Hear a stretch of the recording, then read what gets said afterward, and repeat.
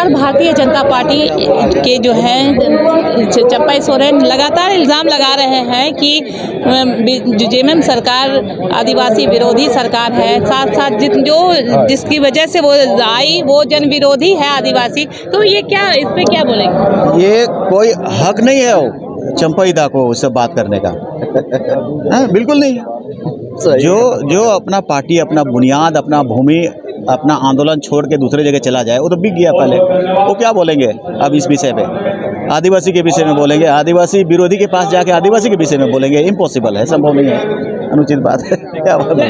आपके सरकार में रहे वो, फिर भी अब जाके बहुत कुछ बोल रहे हैं। सुनिए ना, आप चंपई सोरेन से जाके पूछिए कि जिस सरकार पार्टी ने सब कुछ दिया, हमेशा मंत्री रहा, मुख्यमंत्री बना, और आज वो विरोधी में गया, आदिवासी का पार्टी विरोधी में गया है और उसमें बैठा हुआ है, तो आपको उसको पहली बात पूछना चाहिए कि इसका हम लोग बात क्यों करेंगे। लेकिन उनको कहना है कि मैया योजना जो है वो लेके आए थे। आप हमको बता दे रहे हैं कि मैया समान की बात नहीं है। आज आप ये चीज़ बता दीजिए, 22-23 साल 24 साल हो गया झारखंड इलाका, एक बीजेपी का कोई काम किया उसका बता दीजिए। हमारा बिजली फ्री 200 यूनिट बिजली फ्री दिया सरकार, आपके द्वार कर में बहुत सारा मेरा योजना गया, अंतिम से अंतिम व्यक्ति तक हमारे मुख्यमंत्री ने गया, और ऐसा हमारा मुख्यमंत्री काम किया जो कि मिल सके, कम कर सके। और एक काम कभी बीजेपी ने किया है? सिर्फ मैया समान जगह, मैया समान में आप जानते हैं उस लोग मैया समान उन लोग को मिल रहा है जो कि अपना बच्चों को पढ़ा रहा है, किताब कॉपी ले रहा है, गरीब से गरीब लोग परदेश नहीं जा रहा है, और उसी को लोग मैंने बोलता है अपने लोग क्या क्या बीजेपी वाला। आप लोग ही नहीं क्यों पूछते हैं कि आप मुख्यमंत्री थे, मंत्री थे, फिर आप क्यों बीजेपी में आए हैं? आप लोग कभी पूछे हैं? आप लोग जाकर अच्छा से पूछिए उसको जिसका गोद में बैठा है। धन्यवाद। एकदम यहाँ पे कभी रोड शो हो रहा है, कभी सभा हो रहा है, तो कैसा लग रहा है?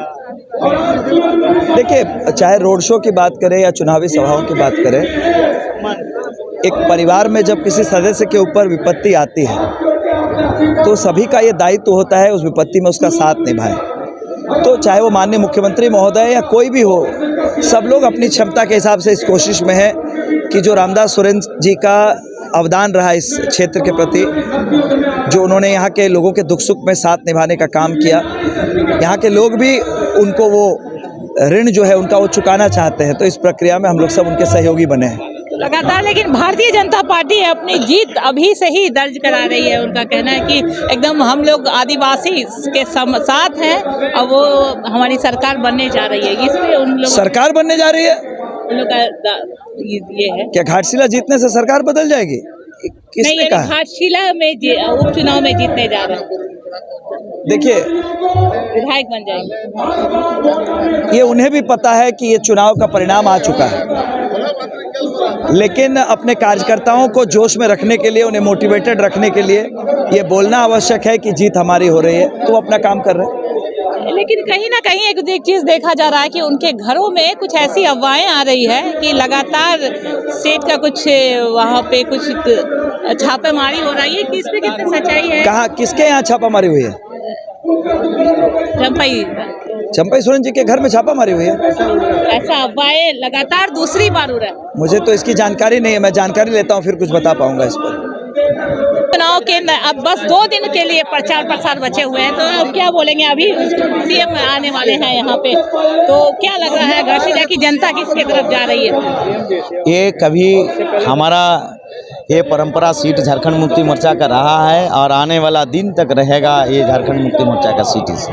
लेकिन बहुत सारे सवाल उठ रहे हैं, यानी बहुत सारे घुसपैठियों के भी आ रहे हैं, आदिवासी विरोधी वाला भी आ रहा है मामला। तो इस बीच जो है जेएमएम किस तरीके से यहाँ पे अपना, देखिए, भारतीय जनता पार्टी में नेता लोगों का कहीं मुद्दा ही नहीं है, और जो मुद्दा नहीं रहेगा तो घुसपैठी का बात करें। घुसपैठी पहले तय करे कि वहाँ राज्य सरकार का बॉर्डर पड़ता है या केंद्र सरकार बॉर्डर दिखता है, तो बीएसएफ की द्वारा निगरानी होता है, तो कहाँ से घुसपैठी है ये जवाब देंगे वहाँ पे गृह मंत्री, देश के गृह मंत्री, कि घुसपैठी हुआ तो कहाँ से हुआ है। अब बात ये है कि यहाँ पे विकास की बात करें तो पहली बार जो है इस गठबंधन की सरकार माननीय मुख्यमंत्री हेमंत सोरेन जी की अगुवाई में अगर सम्मान किसी को मिला है है, महिलाओं को सम्मान मिला, बुजुर्ग को सम्मान मिला, विधवा का सम्मान मिला, किसान को सम्मान मिला, गरीब को सम्मान मिला है।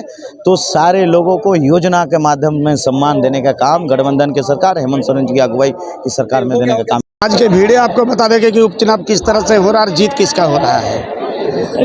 आप ये सोच लीजिए कि गुड़ाबंदा एक प्रखंड है जहाँ पर घाटशिला का भी 4 पंचायत है। उस 4 पंचायत में 1 नहीं, 2 नहीं, 3 नहीं, बल्कि 4 मुख्यमंत्री वहाँ पर प्रोग्राम किया है। और इसी से आपको पता चल जाएगा कि बीजेपी कितना निराश है, कितना हताश है, कितना आहत है और कितना कमजोर है। बीजेपी भी तो बहुत सारे दिग्गजों को बुला रही है बाहर से। बीजेपी का ही बात बोल रहे हैं, 4 मुख्यमंत्री को बुला के हम लोग के खिलाफ में सभा किया है। बाबूलाल मरांडी जी गए, अर्जुन मुंडा जी गए, उड़ीसा के मुख्यमंत्री गए, चंपा सोरेन खुद गए।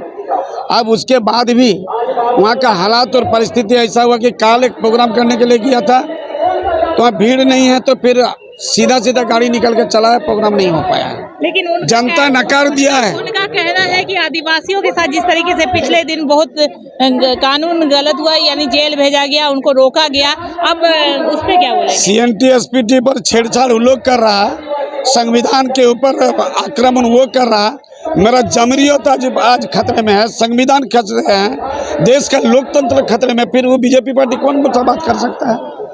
आपने जेएमएम की सभी नेताओं और मंत्रियों की बातें सुनी। अब बस कई दिन बचे हुए हैं प्रचार प्रसार के, और इनका कहना है कि जिस तरीके से हर जो जेएमएम हर के साथ खड़ा हुआ है, यहाँ घाटशिला की जनता के साथ खड़ा हुआ, और इस बार दोगुने वोट से जो है इस बार अब जीत हासिल करेगा। और यहाँ पर जो CM जो है हेमंत सोरेन के अगुवाई में ये जीत हासिल होगी। जमशेदपुर से लालच जबी 22 को।